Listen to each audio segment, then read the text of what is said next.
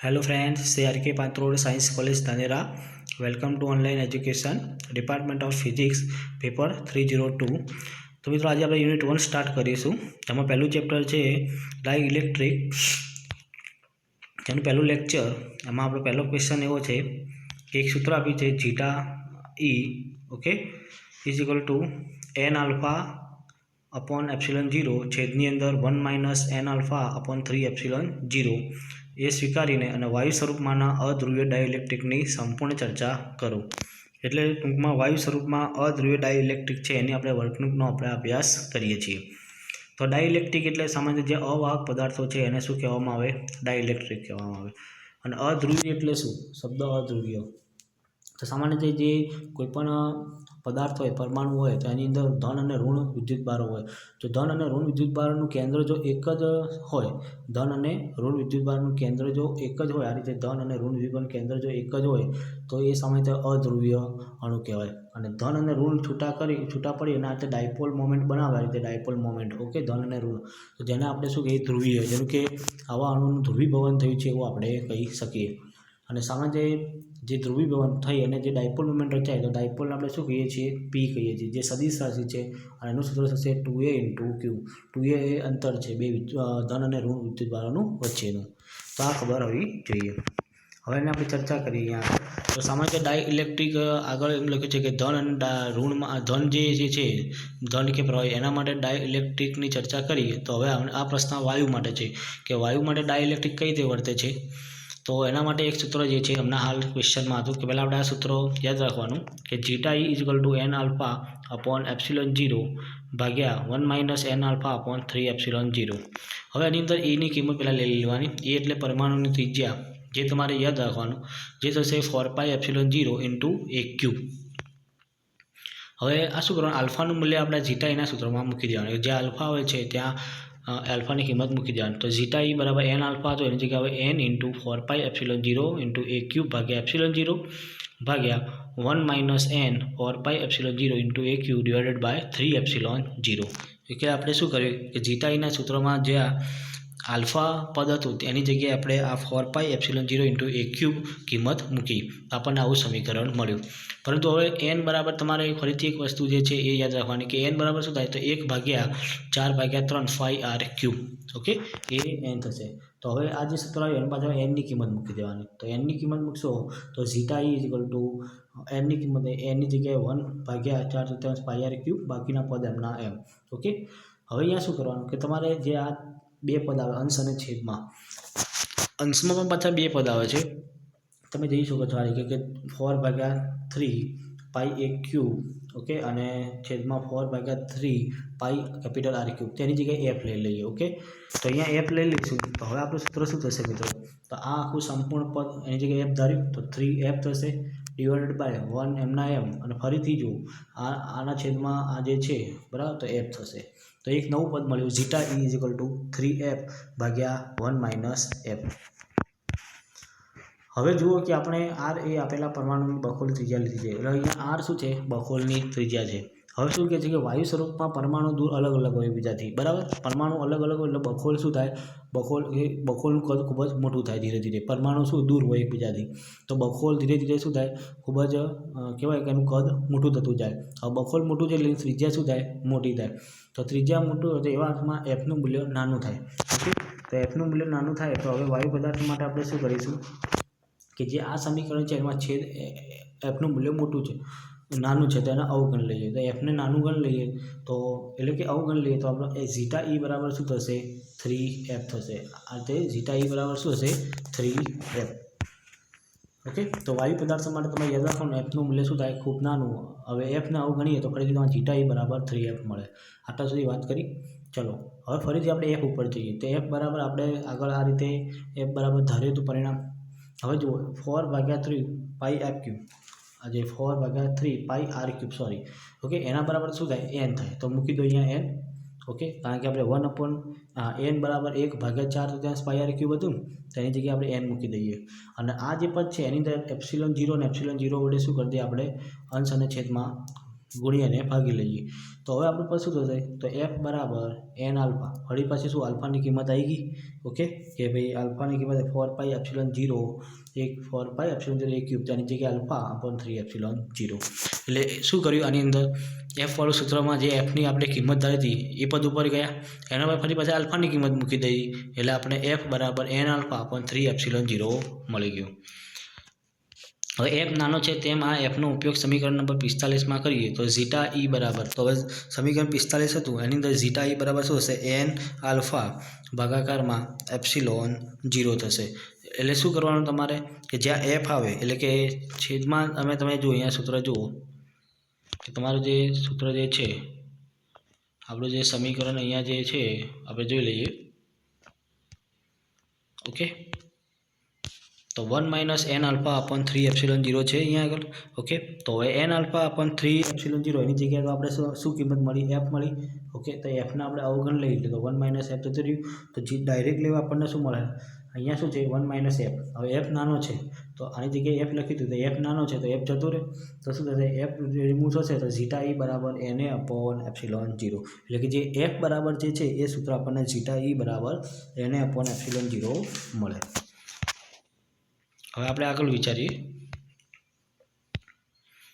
તો હવે N alpha બરાબર શું થશે તો અહીંયાથી આપણે એન આલ્ફાને શું કરીએ સૂત્રનો કરતા બનાવી દઈએ ઓકે આ રીતે તો જો એન આલ્ફાને સૂત્ર કરતા બનાવી દઈશું એટલે આપણને શું મળશે ઝીટા ઈ ઇન્ટુ એપ્સિલોન 0 શું મળશે ઝીટા ઈ ઇન્ટુ એપ્સિલોન 0 તો ઝીટા ઈ ઇન્ટુ એપ્સિલોન 0 હવે બંને બાજુ શું કરી વિદ્યુત ક્ષેત્ર વડે ગુણીએ વિદ્યુત ક્ષેત્ર એ સદિશ રાશિ છે ઓકે એકમ વિદ્યુત ભાર પર લાગતું બળ જેને શું કહેવામાં આવે વિદ્યુત ક્ષેત્ર ઓકે તો અથવા તો એમ કહી શકાય કે એકમ લંબાઈનો જે તાર છે એ તારના બે છેડા વચ્ચે ઉદ્ભવતું વિદ્યુત સ્થિતિમાન તફાવત તેને પણ શું કહેવાય વિદ્યુત ક્ષેત્ર કહેવામાં આવે તો હવે અહીંયા આ જે સમીકરણ છે ઉપરનું એમાં બંને બાજુ આપણે શું કરીએ મિત્રો ઈ વડે ગુણીએ બંને બાજુ ઓકે એટલે કે વિદ્યુત ક્ષેત્ર વડે એને મલ્ટીપ્લાય કરીએ તો આપણને આ રીતે સમીકરણ મળે હવે એને એન આલ્ફા ઇન્ટુ ઈ એને તો શું કહેવાય પી કહેવાય એને શું કહેવાશે પી કહેવાશે તો એની જગ્યાએ આપણે મૂકી દઈએ એન ઇન્ટુ પી સોરી આલ્ફા ઇન્ટુ ઈની જગ્યાએ આપણે પી લેવાય એને શું કહેવાશે પી કહી દઈએ ઓકે અને અહીંયા epsilon 0 x zeta E into E એમના એમ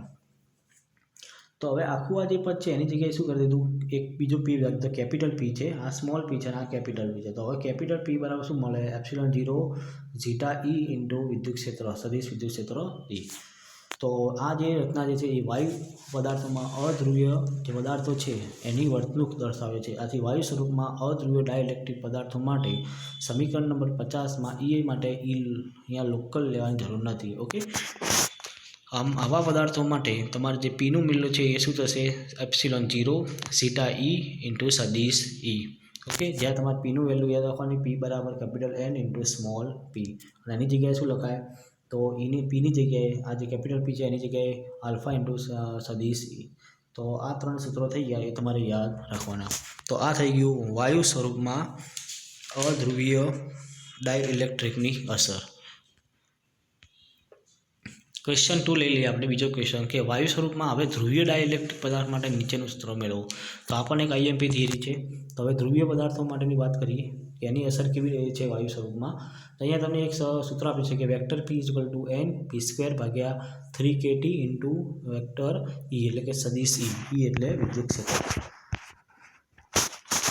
તો આપણે જાણીએ છીએ કે ધ્રુવીય ડાયઇલેક્ટ્રિક પદાર્થના અણુઓને કાયમી વિદ્યુત દ્વિધ્રુવીય ચાક માત્ર હોય છે અર્થ કરીએ હમણાં ડાયપોલ આપણે હમણાં આગળ વાત કરીએ એમ કે ડાયપોલ મોમેન્ટ કહેવાય ઓકે ધ્રુવીય હોય ત્યારે વળી વાયુ પદાર્થ માટે આપણે જોયું કે અણુના ધ્રુવીકરણ માટે મેક્રોસ્કોપિક વિદ્યુત ક્ષેત્રને જવાબદારી ગણી શકાય જ્યારે આવા વાયુઓને બાહ્ય વિદ્યુત ક્ષેત્રમાં મૂકવામાં આવે આવા જ્યારે ડાયપોલને વિદ્યુત ક્ષેત્રમાં મૂકો તો તેના અણુમાં થોડાક અંશે પ્રેરિત દ્વિધ્રુવી ઉત્પન્ન થશે ઓકે અને કાયમી દ્વિધ્રુવી હોવાને કારણે વાયુના અણુની દ્વિધ્રુવીઓ વિદ્યુત ક્ષેત્રની દિશામાં ગોઠવવાનો પ્રયત્ન કરે એટલે એના જે અણુઓ છે ધન અને ઋણ એ વિદ્યુત ક્ષેત્રની દિશામાં ગોઠવવાના પ્રયત્ન કરશે હવે જો પી જેટલી વિદ્યુત ચાક માત્રા આગળ વાત કરીએ પી એ શું કહેવાય ડાયપોલ મોમેન્ટ અને ગુજરાતીમાં કહેવાય વિદ્યુત ચાક માત્રા તો પી જેટલી વિદ્યુત ચાક માત્રા ધરાવતી વિદ્યુત દ્વિધ્રુવી બરાબર એને ઈ તીવ્રતાવાળા વિદ્યુત ક્ષેત્ર સાથે થીટા કોણ બનાવતી હોય એવી સ્થિતિમાં મૂકવામાં આવે એટલે કે તમારું જે આ ડાયપોલ જે છે એને વિદ્યુત ક્ષેત્ર સાથે થીટા સાથે ખૂણો બનાવતો થીટા જેટલો ખૂણો બનાવતો એવી દિશામાં મૂકવામાં આવે તો એ વખતે આ જે ડાયપોલ છે એની સ્થિતિ ઉર્જા કેટલી થશે તો યુ બરાબર સદિશ પી ઇન્ટુ સદિશ ઈ જેટલી. તો આ તમે યાદ રાખજો. ઓકે, ધારો કે કોઈ દ્વિધ્રુવી વિદ્યુત ક્ષેત્રની દિશામાં કોઈ ક્ષણે ગોઠવાય, ઓકે, થીટા કોણે, તો તે પહેલી જે સ્થિતિ છે એમાં આપણે લખી દઈએ કે U1 બરાબર માઇનસ પી ઇન્ટુ ઈ. આ શું છે? તો ડાયપોલ મોમેન્ટ એટલે કે જે તમારે જે દ્વિધ્રુવી છે એની સ્થિતિ ઉર્જા. આ શરૂઆતની છે તો થીટા બરાબર 0 છે. તો કેમ? તો થીટા બરાબર એટલે પી ડોટ ઈ. હવે બંને વચ્ચે કેવું છે? ડોટ ગુણાકાર છે. ડોટ ગુણાકાર છે એટલે પી કોસ થીટા બરાબર 0 મૂકો તો પી જેટલું મૂલ્ય આપણને મળી જાય. તો આ ક્યારે છે કે શરૂઆતમાં જ્યારે તમારું વિદ્યુત દ્વિધ્રુવી અને વિદ્યુત ક્ષેત્ર બંને એક જ દિશામાં એટલે કે સમાંતર હોય ત્યારે તમને આ સ્થિતિ ઉર્જાનું સૂત્ર મળે. હવે વાયુના અણુઓ તો સાથે સાથે અસ્તવ્યસ્ત એવી ઉષ્મીય ગતિ પણ કરતા હોય છે, બરાબર? એટલે કે વાયુનો અંદર જે છે વાયુના અણુઓ એ ઉષ્મીય ગતિ પણ કરતા હોય છે. આમ ઉષ્મીય ગતિ કરતા અણુઓ વિદ્યુત ક્ષેત્રની દિશામાં ગોઠવવાનો પ્રયત્ન કરશે. એટલે કે આ રીતે બધા જે અણુઓ જે છે વાયુઓમાં અસ્તવ્યસ્ત ગતિ કરતા હોય એ શું કરશે? વિદ્યુત ક્ષેત્રની દિશામાં ગોઠવવાનો પ્રયત્ન કરશે. ઓકે, તો હવે એ પ્રયત્ન કરતા હોવાના કારણે વિદ્યુત દ્વિધ્રુવીવાળા અથડામણ સાથે અથડામણ કરતા હોય છે. એટલે કે આવા જે વાયુના અણુઓ છે એ જે ધન અને ઋણ જે દ્વિધ્રુવીના અણુઓ છે એની સાથે અથડામણ કરવાનો પ્રયત્ન કરશે. હવે ઓરડાના તાપમાને અણુની સરેરાશ ઉષ્મીય ગતિ ઉર્જા, વાયુના અણુની સરેરાશ ઉષ્મીય ગતિ ઉર્જા કેટલી હશે? તો 0.004 EV જેટલી, ઇલેક્ટ્રોન વોલ્ટ. જ્યારે કોઈ દ્વિધ્રુવીને વિદ્યુત ક્ષેત્રની દિશામાંથી વિરુદ્ધ દિશામાં ઉલટાવી નાખવા જરૂરી ઉર્જા 2 PV હોય છે. એટલે શું કહે છે કે તમારે દ્વિધ્રુવી છે એ વિદ્યુત ક્ષેત્રની દિશામાં છે, હવે વિદ્યુત ક્ષેત્રની વિરુદ્ધ દિશામાં આપણે ગોઠવવો તો આટલી ઉર્જા એટલે કે 2 PE જેટલી જરૂર પડે. હવે વાયુના અણુઓ માટે P બરાબર 10⁻19 સેન્ટીમીટર અને E બરાબર 10⁶ વોલ્ટ પર મીટર લેવામાં આવે અને આ મૂલ્યો મૂકવામાં આવે મિત્રો P અને Eના વાયુ માટે, તો તમને 10⁻⁴ EV જેટલી ઉર્જા મળે. તો ખાસ કરીને યાદ રાખજો કે વાયુઓમાં જ્યારે કોઈ દ્વિધ્રુવીને વિદ્યુત ક્ષેત્રની દિશામાં મૂકવામાં આવે પછી એને ઉલટાવવા માટે કેટલી ઉર્જાની જરૂર પડે? તો 10⁻⁴ EV જેટલી. ઓકે, અને આ અંદર દર્શાવે છે કે વાયુના અણુઓની ઉષ્મીય ગતિના કારણે અણુઓની દ્વિધ્રુવીય ક્ષેત્રની દિશામાં ગોઠવાયેલ હોય તો દિશામાંથી ચલિત થઈ જતી હોય છે. આમ છતાં સરેરાશ રીતે અણુઓની દ્વિધ્રુવીય ક્ષેત્રની દિશામાં વધારે અને તેના વિરુદ્ધ દિશામાં આંકડા દ્રષ્ટિએ ઓછી હોય છે. એટલે કે દ્વિધ્રુવીય સામાન્ય રીતે એમ કહેવાય કે વિદ્યુત ક્ષેત્રની દિશામાં જ મેક્સિમમ ગોઠવવાનો પ્રયત્ન કરશે. આથી આંકડાશાસ્ત્રીય પદ્ધતિ વાપરીને વિદ્યુત ક્ષેત્રની દિશામાં ઉદ્ભવતું ધ્રુવીકરણ પણ શોધી શકાય છે. ઓકે, એટલે કે ડાયપોલ મોમેન્ટ વિદ્યુત ક્ષેત્રની દિશામાં ગોઠવાય છે તો તમે એ વિદ્યુત ચાક માત્રા આંકડાકીય રીતે શોધી શકો છો. હવે એના માટે તમે આકૃતિ 10માં એક આકૃતિ આપી છે જેમાં ઝેડ અક્ષ સાથે થીટા અને ફરીથી થીટા પ્લસ ડી થીટા ગુણક બનાવતી દિશાઓ વચ્ચેનો વિસ્તાર તમને આપેલો છે. હવે જ્યારે વિદ્યુત ક્ષેત્ર ન હોય ત્યારે એકમ કટ દીઠ એટલે કે આ આખું જે કટ છે એમાં એકમ કટ દીઠ થીટા અને થીટા પ્લસ ડી થીટા દિશાઓ વચ્ચે વિદ્યુત દ્વિધ્રુવોની સંખ્યા કેટલી હશે? તો તમારે યાદ રાખવાનું. હવે વિદ્યુત ક્ષેત્ર એપ્લાય નથી કરતા તો આ જે કટ છે હવે કદનો ખૂણો આપે છે ઝેડ અક્ષ સાથે કે ભાઈ થીટા અને બીજા નંબરમાં થીટા પ્લસ ડી થીટા. હવે આ બંને કદની અંદર તમારા જે ડાયપોલ દ્વિધ્રુવીય છે એની સંખ્યા છે n into D omega upon 4 પાઈ. બરાબર, આ એક ધાર્યું છે આ પદ. હવે અહીં n એ એકમ કદ દીઠ દ્વિધ્રુવીઓ એટલે કે બધી જ દિશાઓમાંની દ્વિધ્રુવીઓની સંખ્યા છે અને ડી ઓમ એ થીટા અને થીટા પ્લસ ડી થીટા વચ્ચે રચાતો ઘનકોણ છે. હવે થીટા અને થીટા પ્લસ ડી થીટા વચ્ચેનો ખૂણો કયો છે? ડી ઓમ છે. ઓકે, અને 4 પાઈ એ એનો કુલ ઘનકોણ થશે. તો હવે ડી ઓમેગા બરાબર એક ગાણિતિક સ્ટેપ યાદ રાખવાનું મિત્રો, 2πr sin theta into r d theta ભાગાકારમાં r². તો ડી ઓમ બરાબર શું થશે? તો જો ઉપર r છે તો r² અને છેદમાં r² ઉડી જશે તો ફાઇનલી તમને મળશે 2π sin theta into d theta. હવે બંને બાજુ n વડે મલ્ટીપ્લાય કરો તો n d omega upon 4 pi is equal to n sin theta D theta ભાગાકારમાં 2 લઈ લઈએ. ઓકે, અને અહીં આગળ પાછું 4 પાઈ, n અપોન 4 પાઈ બંને બાજુ n અપોન 4 પાઈ વડે ગુણતા અને ભાગતા તો તમને આ પ્રમાણનું સમીકરણ મળે. ઓકે, હવે આ દ્વિધ્રુવીઓ સરેરાશ રીતે બધી જ દિશામાં સમાન સંખ્યામાં નમેલી હોય છે. ઓકે, હવે ઝેડ દિશામાં વિદ્યુત ક્ષેત્ર એપ્લાય કરી પ્રસ્થાપિત કરીએ તો ઝેડ દિશામાં અથવા તો ઝેડ દિશામાં ઘન ઘટક મળે તેમ દ્વિધ્રુવીઓ ગોઠવાતી હોવાથી ઉપયુક્ત ઘનકોણમાં જેમના સદિશ પી થીટા અને ડી થીટા વચ્ચે હોય તેવી દ્વિધ્રુવીઓની સંખ્યા વધે છે. હવે શું કહે છે કે શરૂઆતમાં આપણે જે દ્વિધ્રુવી છે ડાયપોલ જે એને આપણે વિદ્યુત ક્ષેત્ર એપ્લાય કરતા નથી. પરંતુ હવે વિદ્યુત ક્ષેત્ર દિશામાં મૂકીએ તો આ જે તમને કોણ આપેલા છે બરાબર, એ કોણની વચ્ચે જે દ્વિધ્રુવી હશે એની સંખ્યા આપણે અહીંયા શોધવાની છે. હવે એ સંખ્યા કેવી રીતે શોધી શકાય? તો આપણે જોઈ ગયા એ પ્રમાણે દ્વિધ્રુવીની ચાક માત્રા P એ વિદ્યુત ક્ષેત્ર સાથે થીટા કોણ જતી હોય અને એવી સ્થિતિમાં વિદ્યુત ક્ષેત્ર ઉર્જા શું થાય? માઇનસ સદિશ P ડોટ સદિશ E, અને એમના વચ્ચેનો ખૂણો કેટલો થાય? તો કે PE cos થીટા.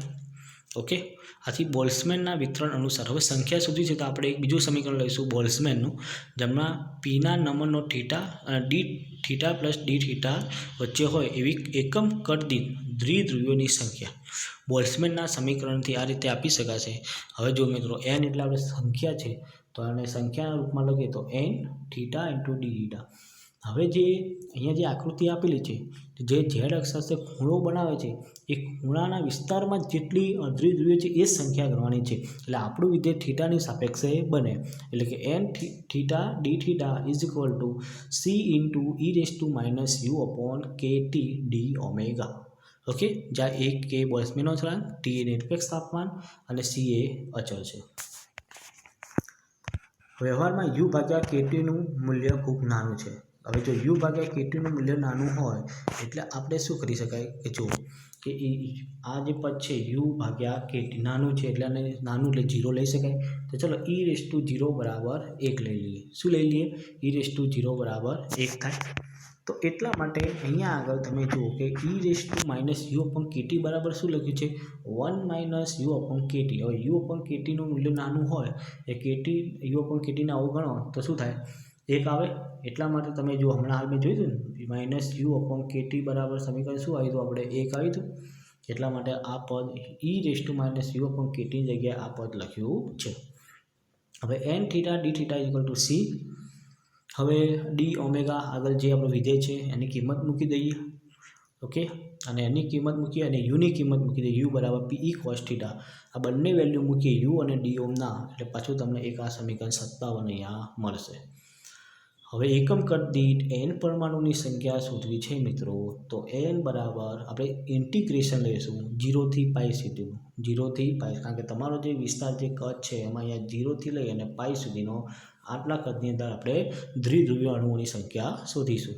તો 0 થી પાઈ n થીટા ડી થીટા. હવે તમારે n થીટા ડી થીટાનું શું કરવાનું મિત્રો? આ સૂત્ર અહીંયા એપ્લાય કરી દેવાનું. એટલે આ મૂકી દીધું. હવે આનું ઇન્ટિગ્રેશન જો 2π cm અને આનું ઇન્ટિગ્રેશન મિત્રો કઈ રીતે કરવાનું? તો સાઇન થીટાનો 1 સાથે ગુણાકાર કરી ડી થીટા અને સાઇન થીટાનો PE cos થીટા ભાગ્યા KT ઇન્ટુ ડી થીટા. એટલે બે વિધેયો સરવાળામાં થશે. 12 સંકલન એમના એમ.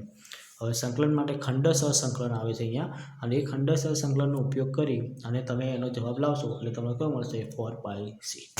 હવે અહીંયા તમને એક વાત કહી દઉં કે અહીં આગળ સંકલન કરજો અને જો સંકલનમાં કોઈ તકલીફ પડે તો તમે પૂછી શકો છો પછી પાછળથી. તો c બરાબર તમને શું મળે છે? કેપિટલ N ભાગ્યા 4π. તો હવે આપણે આ સૂત્રની કિંમત મૂકીએ અહીંયા આગળ. તો n theta D theta equal two અહીંયા આગળ સૂત્રમાં આપણે કિંમત મૂકી દઈએ તો n/2 સાઇન થીટા. ઓકે, શું થશે? n/2 sine theta 1 plus PE cos theta upon KT. Okay, તો c ની કિંમત મૂકી દીધી મિત્રો અને આપણે અહીંયા 58નું સમીકરણ આપણને મળી ગયું.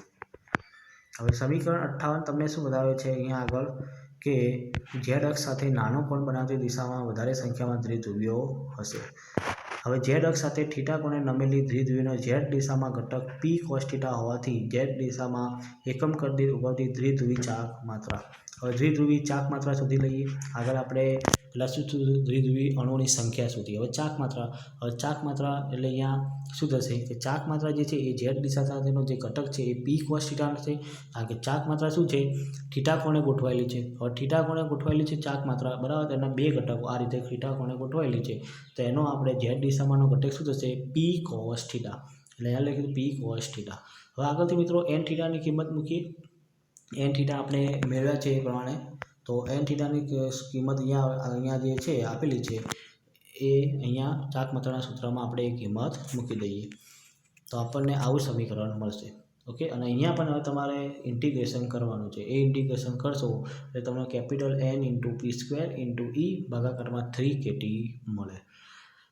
તો અહીં આગળ હવે તમારે એનું સદિશ સ્વરૂપ શું થશે તો ચાક માત્રા સદિશ p = NP² / 3KT * સદિશ a જ્યાં NP²/3KT ને શું કહેવાય નમનીય પોલેરાઇઝેબિલિટી કહે છે શું કહે છે નમનીય પોલેરાઇઝેબિલિટી ઓકે તો આપણો જે આ ક્વેશ્ચન હતો એ પણ આપણે અહીંયા આગળ પૂરો કર્યો કે વાયુ સ્વરૂપમાં ધ્રુવીય ડાઇલેક્ટ્રિક પદાર્થ માટે સદિશ p = NP²/3KT * સદિશ e મેળવો એ સૂત્ર મેળવ્યું અને એને શું કહેવામાં આવે છે કદાચ એક વાક્ય કે MCQમાં પણ પૂછાય તો જેને કહેવાય નમનીય પોલેરાઇઝેબિલિટી કહે છે શું કહે છે નમનીય પોલેરાઇઝેબિલિટી ઓકે મિત્રો આ વિડીયો આપણે પૂરો થાય છે એકવાર ફરીથી આ વિડીયો જોઈ લેજો એમાં 2 વખત સંકલન કરવાનું આવે છે એ પણ જોઈ લેજો જો ના ફાવે તો તમે ફરીથી એ પૂછી શકો છો ઓકે થેન્ક યુ